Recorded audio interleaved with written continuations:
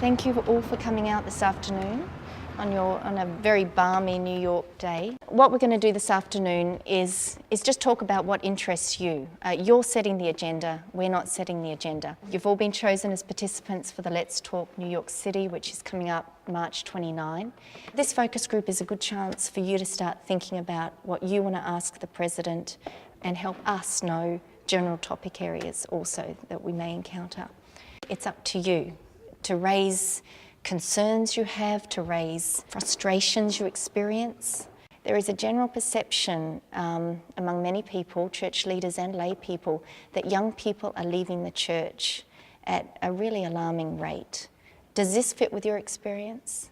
No, I feel like, in the business world, if something isn't working, then you have to look at your product and say, okay, well, it's not working, what can we do differently? The church has been using the same strategy to reach young people, and so young people get frustrated and then they leave, and at 18 they go away to college. When I came back, I was like, nothing changed. If the church doesn't instill a sense of realness in the faith, you grow up, you might just end up believing that Christianity is a sham. Mm-hmm.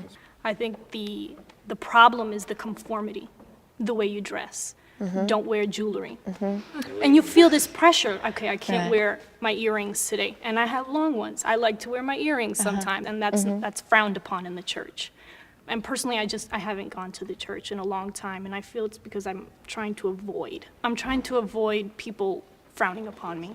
If you go to any church around here and you tell them, hey, you guys, do you want your young people? They're going to say, yeah, we love our young people, and we want young people to go to our church, and so on and so forth. But the problem is on their conditions. You can't be selfish anymore. It's not about the way you want to have church. It's not about the way you feel comfortable. I mean, I want to be saved just as much as you want to be saved. I want to make it to heaven.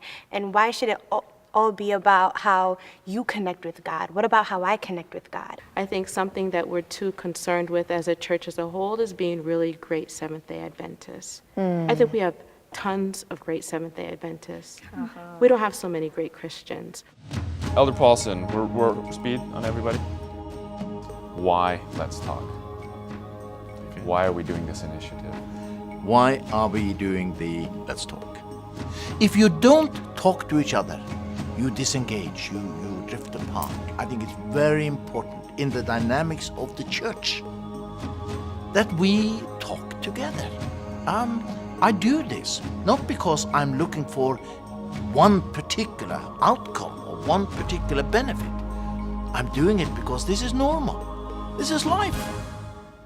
11, roll it. 9, 8, roll it. I really like 8, too. And I'm going to listen to Fanita. 6, Step forward 2 steps.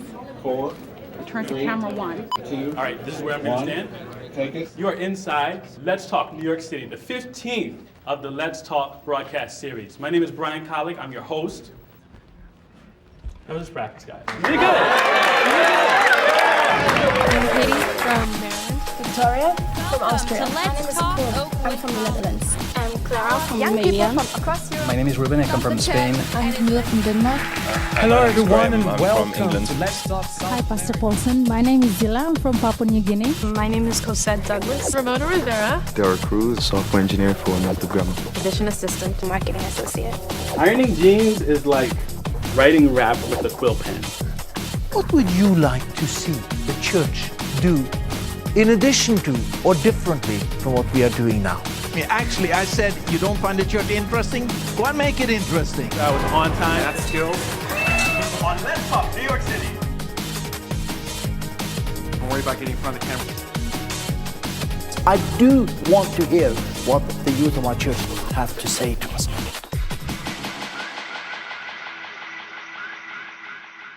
I recall a day when we had a conversation with Dr. Paulsen. What will it take to put a program like this together? The first and most fundamental reason for why we are doing these Let's Talk programs is I think it's very important in the dynamics of the church that we talk together. Many young people in our church feel that they do not matter. I care a lot about the church. And by the church, I don't mean buildings. I don't even mean elected people like myself. But the church is people. 2/3 of our global family are under 32 years of age. And we haven't always done very well in linking up with the youth and talking with them. So we've got a lot of comments there. We're talking about energy within the youth, and we're talking about a need for support. Anybody else have a specific comment to that? I felt that by doing it as a live show, if you do something live, you go, it's unscripted, unedited, live, it has some raw edges to it, but it's real. Isn't that the way we normally talk together? Right from the very beginning, we knew that one of the creative challenges is going to be that it's going to be live.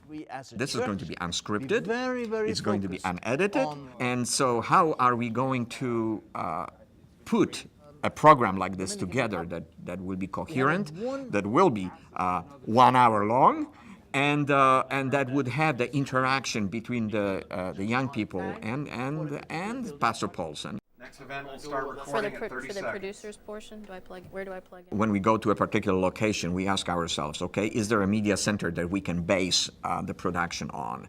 Professional values are very important here. It's who is going to be the moderator of a program involves a number of people. We have been really blessed by the hosts that we had. And in each country or in each setting, we are trying to choose a host who does have an understanding of what it means to be in front of the camera. Velkommen til Tyskland, Bruder Paulsen. Tak for det sidst. That's all my Norwegian, I'm afraid. What it means to be in between, between the young people, between the questions and the answers. Thank you very much. Thank you very much. Very nice. Usually it's one host, but in Brazil we had two. For all our friends who are out. New York City, let's talk. It came about as a result of the president of the Union, Atlantic Union Conference, approaching Dr. Paulsen and saying, you know, could you consider coming to New York City and do a Let's Talk with young people who are in this particular setting? So I talked to the youth leader of the church in New York City. We would like you to assist us in identifying young people. Grasso, last name, first name Angelo. Who are between the age of 20 and 30. In case of death or injury. They need to be New Yorkers. In other words, born there, raised there, you know, they came there, they are studying, so that they have a claim to New York City in one way or another. No, man, Well, right now we're unloading all of the gear that we brought from Maryland. The producer is Franita Badi. Once we unload everything, we're going to go to the film commission where we have to get permission to film in Times Square.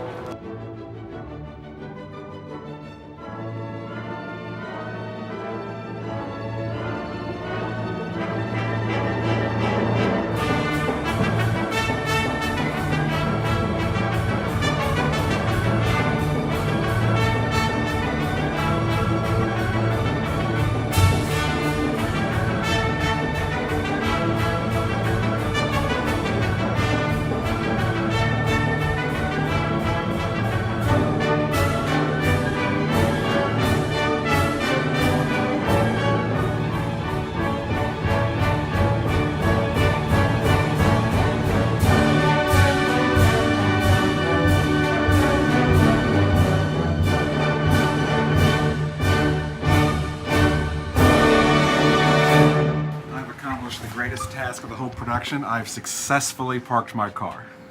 I should be congratulated. My key points are world's largest city, questions and concerns, life and faith.